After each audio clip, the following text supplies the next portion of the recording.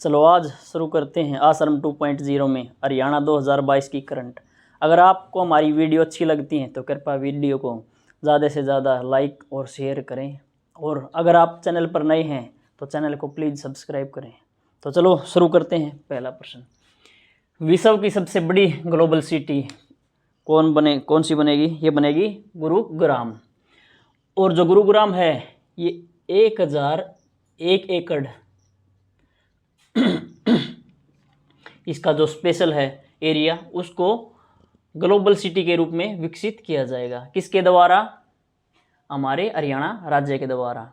और इससे अगला प्रश्न है, भारत की पहली महिला कॉम्बैट एविएटर कौन बनी है? तो ये कौन बनी है? अभिलाषा बराक बनी है वही। और अभिलाषा बराक ये किस जिले से है? अभिलाषा बराक है पंचकुला जिले से। और इससे अगला प्रश्न है, हरियाणा का पहला एनडीआरएफ केंद्र कहाँ बनेगा? ये बनेगा हिसार में।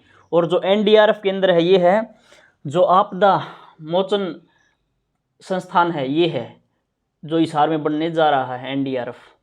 और इससे पहले जो हमारा हरियाणा है ये जो गाजीपुर है उसके अधीन होते थे हमारे जो भी हरियाणा के ज़िले थे। यूपी जो गाजीपुर है ना, यूपी गाजीपुर में था एनडीआरएफ का जो हेडक्वार्टर, उसके तहत हमारे हरियाणा के ज़िले आते थे। लेकिन अब एनडीआरएफ का केंद्र हमारे हरियाणा में भी बनेगा। कहाँ पर? हिसार जिले में। और इससे अगला प्रश्न है, बिना ऑक्सीजन के माउंट एवरेस्ट के सबसे निकट पहुंचने वाली पहली भारतीय महिला। तो पहली भारतीय महिला है ये कौन है? अस्मिता है। और अस्मिता हमारे जो झज्जर जिले में इनकी शादी हुई है। अस्मिता की झज्जर जिले से है वर्तमान में ये अस्मिता। और माउंट एवरेस्ट पर इन्होंने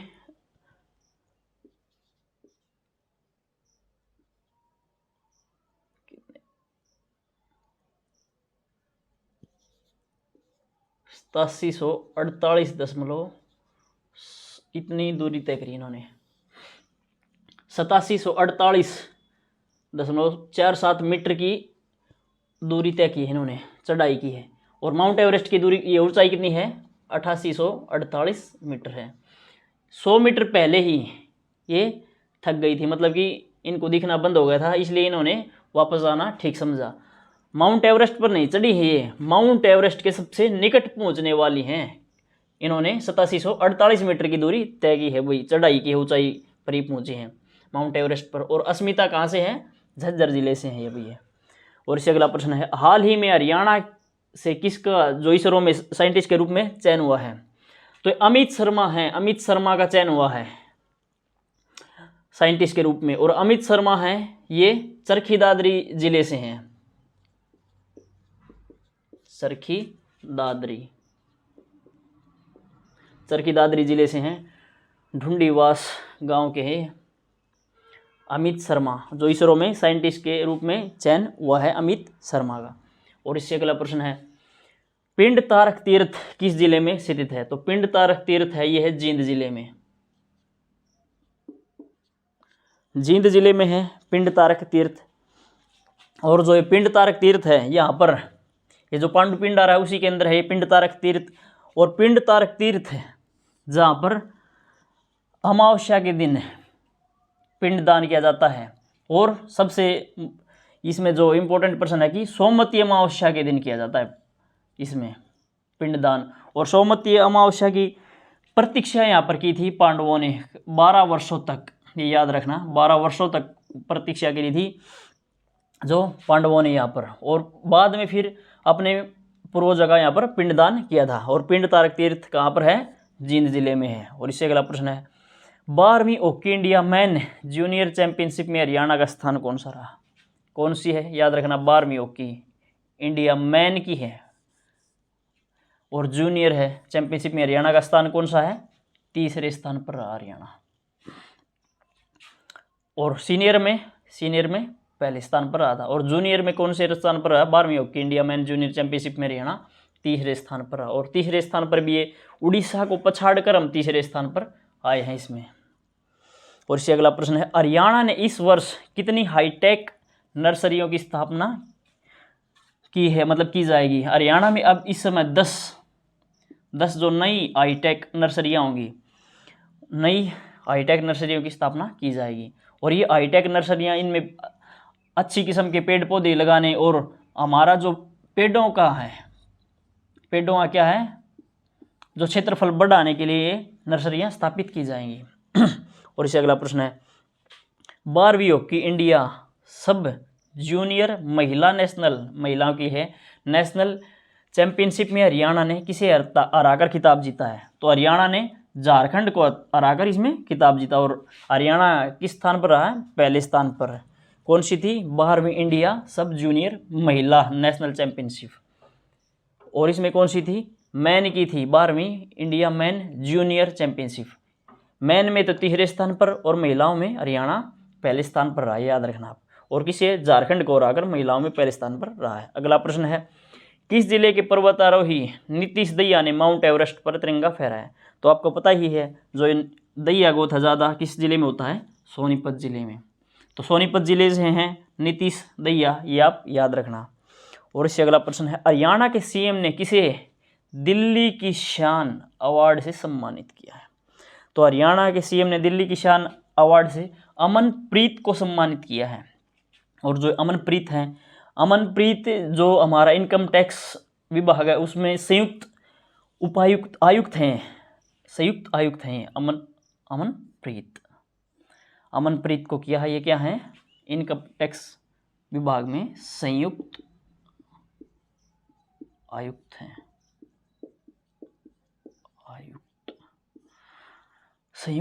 हैं, अमनप्रीत, इनको किया है अमनप्रीत को। और इससे अगला प्रश्न है, बाछौद हवाई पट्टी हरियाणा के किस जिले में स्थित है? तो बाछौद हवाई पट्टी हरियाणा के महेंद्रगढ़ जिले में स्थित है, महेंद्रगढ़ जिले में। और बाछौद हवाई पट्टी की अब लंबाई बढ़ाई जाएगी, कितनी की जाएगी? अब वर्तमान में इसकी लंबाई है 3481 फीट है, याद रखना। कितनी है? फीट में है, मीटर में नहीं है, फीट में है। और 3481 फीट से 5000 फीट इसकी लंबाई की जाएगी, 5000 फीट की जाएगी। अब कितनी है? 3481 फीट है, याद रखना। और बाछौद हवाई पट्टी किस जिले में है? महेंद्रगढ़ जिले में है, ये भी याद रखना। और से अगला प्रश्न है, महिला विश्व बॉक्सिंग चैंपियनशिप में जो मनीषा मौन है, इन्होंने कौन सा पदक जीता है? तो मनीषा मौन ने कौन सा जीता पदक? कांस्य पदक। और जो महिला विश्व बॉक्सिंग चैंपियनशिप है ये तुर्की में हुई थी भाई, याद रखना, इस्तांबुल में हुई थी। और इसमें मनीषा मौन ने कौन सा पदक जीता है? कांस्य पदक है जीता है। और मनीषा मौन किस जिले से? हरियाणा में यह है कैथल जिले से, कैथल जिले से हैं। और इससे अगला प्रश्न है, कौन हरियाणवी बेटी भारतीय सेना में मेजर बनी है? तो कौन हरियाणवी बेटी है भारतीय सेना में मेजर बनी है? पायल छाबड़ा। और पायल छाबड़ा मेजर बनी है। तो मेजर एक बहुत ही दमदार पोस्ट होती है, तो थल पर लड़ना पड़ता है मेजर बनने के बाद। तो ये कहाँ से बनी है मेजर पायल छाबड़ा? कैथल से, कैथल जिले की हैं, कैथल जिले की हैं पायल छाबड़ा, क्योंकि मेजर बनने के बाद थल पर ही लड़ना पड़ता है। और मनीषा मौन ने भी थल पर लड़कर कौन सा पदक जीता है? बॉक्सिंग में कांस्य पदक जीता है, वही याद रखना। और इससे अगला प्रश्न है, जर्मनी में आयोजित हुई थी जूनियर विश्व कप में किस जिले के अनीस बनवाल ने स्वर्ण पदक जीता है? तो अनीस बनवाल किस जिले से हैं? करनाल जिले से हैं, करनाल जिले से अनीस बनवाल। और इन्होंने स्वर्ण पदक जीता, वही याद रखना, अनीस बनवाल ने स्वर्ण पदक जीता, किस जिले से हैं? करनाल से। और इससे अगला प्रश्न है, जो महिला विश्व बॉक्सिंग चैंपियनशिप में परवीन हुड्डा ने कौन सा पदक जीता है? ये वही महिला विश्व बॉक्सिंग चैंपियनशिप है जो तुर्की में हुई थी, जिसमें मनीषा मौन ने कांस्य पदक जीता था। थल, ये और कैथल की है मनीषा मौन। और इसी में जो परवीन हुड्डा हैं महिला विश्व बॉक्सिंग चैंपियनशिप में, जो परवीन हुड्डा हैं, याद रखना, परवीन हुड्डा, इन्होंने कौन सा पदक जीता है? इन्होंने भी कांस्य पदक जीता है। और हुड्डा गोत का आपको पता ही है, ज़्यादा हुड्डा गोत किस जिले में है? रोहतक जिले में। तो ये रोहतक जिले से हैं, रोहतक जिले। और रोहतक जिले में भी जो रुड़की गांव है, रुड़की गांव से हैं परवीन हुड्डा। और परवीन हुड्डा इन्होंने कांस्य पदक जीता है। और मनीषा मौन ने भी कांस्य पदक जीता है, बॉक्सिंग में। मनीषा मोहन कैथल से हैं और हुड्डा गोथ आपका पता ही, इसको ये रोहतक में ज़्यादा है हुड्डा गोथ, तो ये रोहतक से हैं प्रवीण हुड्डा। अगला प्रश्न है एयरलाइन इंडिगो का नया सीईओ कौन बना है? तो पीटर एल्बर्स बने हैं, पीटर एल्बर्स। जो एयरलाइन इंडिगो का नया सीईओ है पीटर एल्बर्स है। और जो एयरलाइन इंडिगो का हेडक्वार्टर है वो हमारे हरियाणा में है। कहाँ पर? गुरुग्राम में, याद रखना आप, गुरुग्राम में है इसका हेडक्वार्टर। और इसे अगला प्रश्न है जो राष्ट्रीय नौका चैंपियन, जो राष्ट्रीय नौकायान प्रतियोगिता में हरियाणा की जूनियर महिला टीम ने कौन सा पदक जीता है? तो हरियाणा की जो जूनियर महिला टीम थी, याद रखना, इसने कौन सा पदक जीता है? स्वर्ण पदक जीता इन्होंने, स्वर्ण पदक जीता है। और कहाँ पर आयोजित हुई थी ये? एमपी। और इससे अगले प्रश्न है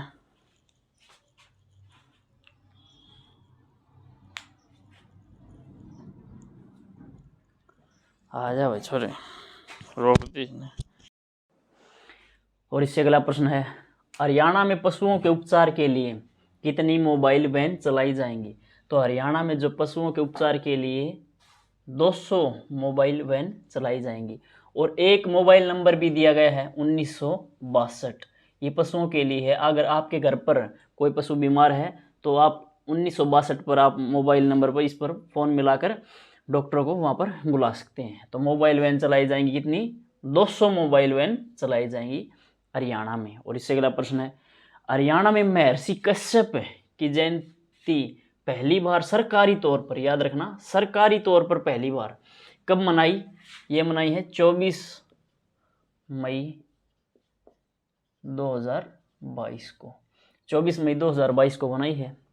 उससे अगला प्रश्न है हरियाणा में ई फसल क्षतिपूर्ति, क्या है? ई फसल क्षतिपूर्ति नामक पोर्टल किसने लॉन्च किया है? तो ये हमारे सीएम ने लॉन्च किया है।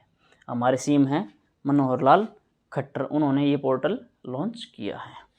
और इससे अगला प्रश्न है देश में पहली बार किस विधानसभा ने, मतलब कि किस विधानसभा में कोई विधायक हर महीने 3 सवाल पूछ सकेगा? तो जो हरियाणा की विधानसभा, हरियाणा विधानसभा में अब कोई भी विधायक है हर महीने 3 सवाल पूछ सकेगा। और इससे अगला प्रश्न है हरियाणा के किस जिले में हार्डकोर कैदियों के लिए जेल बनाई जा रही है? जो खतरनाक कैदी होते हैं इनके लिए किस जिले में जेल बनाई जा रही है? ये बनाई जा रही है रोहतक में, लगभग 19.5 एकड़ में बनाई जा रही है रोहतक जिले में। यहाँ पर बहुत ही कड़ा पहरा रहेगा। और इसे अगला प्रश्न है विश्व की चौथी सबसे ऊंची चोटी माउंट लासे को फतेह करने वाला प्रथम हरियाणवी कौन है? तो विश्व की चौथी सबसे ऊंची चोटी है माउंट लासे, याद रखना। इसको फतेह करने वाला प्रथम हरियाणवी है नरेंद्र कुमार।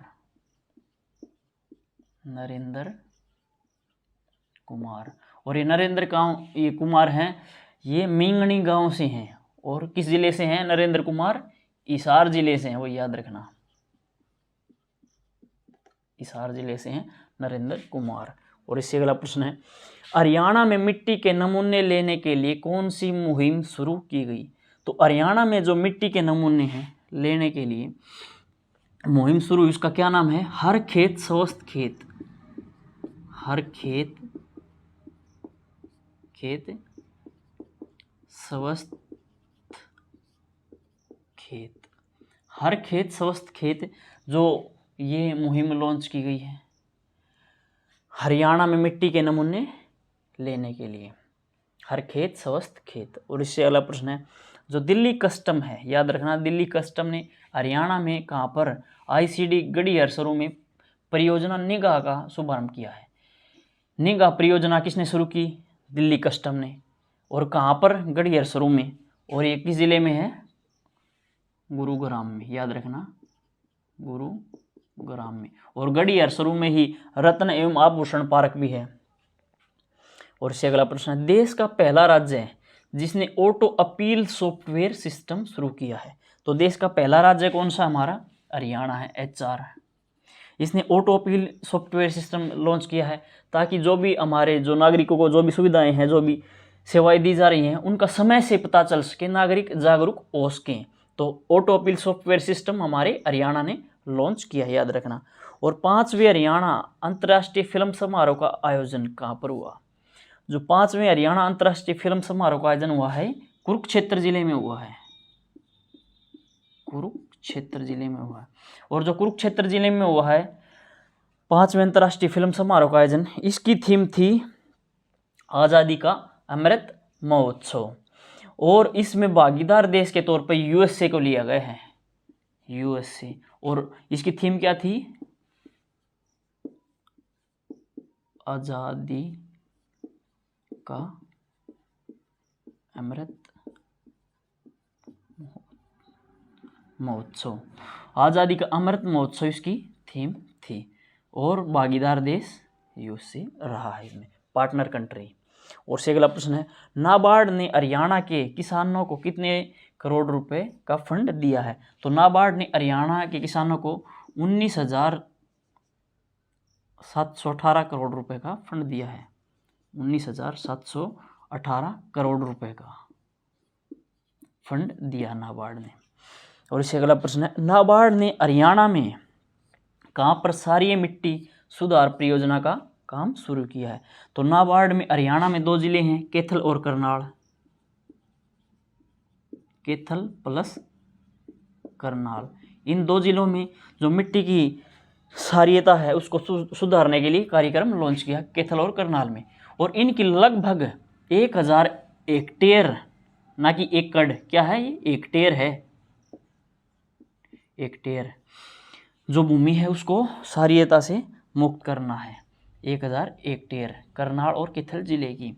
और एक हेक्टेयर में कितने एकड़ होते हैं? लगभग 2.5 एकड़ एक हेक्टेयर में होते हैं। और से अगला प्रश्न है, रेहड़ी पर एवरेस्ट, रेहड़ी पर एवरेस्ट पुस्तक के लेखक हैं डॉक्टर सुरेंद्र जैन हैं, ये याद रखना आप। और ये किस पर आधारित है? ये श्री रामलाल पर आधारित है, जो सब इंस्पेक्टर हम हरियाणा पुलिस में। और इसका विमोचन किसने किया है? विमोचन किया हमारे सीएम ने। सीएम कौन है? मनोहर लाल खट्टर। और ये रामलाल के जीवन पर आधारित है, जो सब इंस्पेक्टर हैं हरियाणा पुलिस में। ये टोहाना के निवासी हैं, वही याद रखना, टोहाना से हैं रामलाल। और इनके जीवन पर जो इन्होंने कितना कठिन परिश्रम किया है, इसके ऊपर आधारित है ये पुस्तक, रेहड़ी पर एवरेस्ट। और इन्होंने एवरेस्ट फतेह किया था, 2013 में किया था शायद। और लिखी किसने? ये सुरेंद्र जैन ने। और विमोचन किया हमारे सीएम ने। और किसके जीवन पर आधारित है? सब इंस्पेक्टर हरियाणा पुलिस में श्री रामलाल। और रामलाल कहाँ से हैं? टोहाना के निवासी हैं, आप ये याद रखना। और इससे अगला प्रश्न है, हरियाणा में कहाँ पर करीब 40 करोड़ की लागत से चालक प्रशिक्षण केंद्र स्थापित किया जा रहा है? 40 करोड़ की लागत से चालक प्रशिक्षण केंद्र स्थापित किया जा रहा है। किस जिले में किया जा रहा है ये? जींद जिले में, जींद जिले में। और जींद जिले में भी उचाना में किया जा रहा है, याद रखना आप, उचाना में, जींद जिले में उचाना में स्थापित किया जा रहा चालक प्रशिक्षण केंद्र 40 करोड़ रुपए की लागत से। और इससे अगला प्रश्न है, जूनियर निशानेबाजी विश्व कप में किस हरियाणवी ने 2 स्वर्ण पदक जीते हैं और 1 रजत पदक जीता है? तो कौन हरियाणवी है जिसने जूनियर निशानेबाजी विश्व कप में 2 स्वर्ण पदक और 1 रजत पदक जीता है? ये पलक ने जीता, वही याद रखना, पलक। पलक ने पलक झपकते ही 2 स्वर्ण पदक जीते और 1 रजत पदक जीता है। किसने? पलक ने। और पलक झपकते ही 2 तो स्वर्ण पदक जीत लिए इन्होंने और 1 रजत पदक जूनियर निशानेबाजी में। और इन्होंने 10 मीटर एयर पिस्टल में जीते हैं ये स्वर्ण पदक और रजत पदक। और पलक हमारे झज्जर जिले से हैं, झज्जर जिले से हैं, झज्जर जिले से हैं, याद रखना आप, झज्जर जिले से हैं। और ये बादड़ी गांव से हैं पलक, झज्जर जिले में। इससे अगला प्रश्न है, गूंगा पहलवान उर्फ वीरेंद्र सिंह ने 5वें डेफ ओलंपिक, 5वें हैं डेफ ओलंपिक में कौन सा पदक जीता है? तो वीरेंद्र सिंह, ये गूंगा पहलवान कहते हैं इनको कुछ और कुछ, ये उर्फ वीरेंद्र सिंह है ये। तो इन्होंने कौन सा पदक जीता है 5वें डेफ ओलंपिक में? इन्होंने जीता है कांस्य पदक, कांस्य पदक जीता है इन्होंने। और ये कहाँ से है? ये है सासरौली गांव से हैं गूंगा पहलवान, झज्जर जिले में है सासरौली गांव है। और इससे अगला प्रश्न है, कहाँ पर 60 किलो टन, याद रखना 60 किलो टन उत्पादन क्षमता की पॉली ब्यूटाइन रबड़ प्लांट लगेगा? कौन सा लगेगा? पॉली ब्यूटाइन, याद रखना पॉली ब्यूटाइन अलग ही नाम है। 60 किलो टन का उत्पादन क्षमता की पॉली ब्यूटाइन रबड़ प्लांट लगेगा। तो किस जिले में लगेगा? ये लगेगा पानीपत जिले में, पानीपत जिले में, पानीपत जिले में लगेगा, वही याद रहना। और इम्पोर्टेंट प्रश्न इसमें आज के हमने करवा दिए हैं। और आज के लिए इतने ही प्रश्न। अगर आपको हमारी वीडियो अच्छी लगती है तो प्लीज़ वीडियो को ज़्यादा से ज़्यादा शेयर करें, लाइक करें, और अगर आप चैनल पर नए हैं तो प्लीज़ वीडियो को सब्सक्राइब करें। धन्यवाद।